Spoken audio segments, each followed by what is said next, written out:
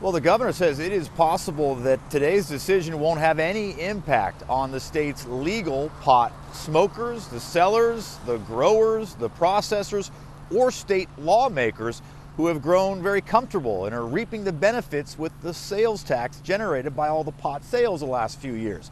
But the governor says if the feds start to crack down, the state will respond. An uproar of resistance against the Trump administration can work because we have seen it work on multiple occasions. Governor Jay Inslee says there's no reason to push the panic button for supporters of Washington's recreational and medical pot industry. Bob, to talk about At this point, issue. he doesn't know what the decision he calls backwards and wrong-headed will mean for the state. He says it's based on outdated fears. I actually was not supportive of this initiative when it passed. I had concerns about youthful usage. We didn't want to see it increase.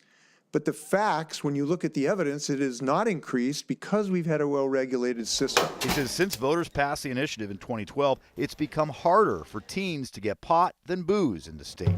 Lawmakers say it's hurt the black market, and there's the tax revenue.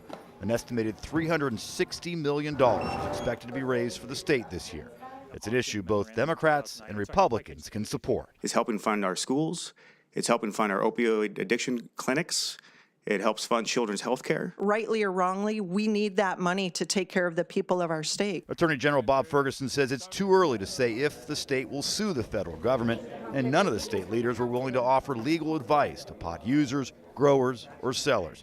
Governor Inslee says it could all come down to how local U.S. attorneys decide to handle their newfound ability to crack down on what has been the legal pot industry. But that person's going to have a hard time walking down the street in the state of Washington if they decide to go back to the previous century on marijuana policy.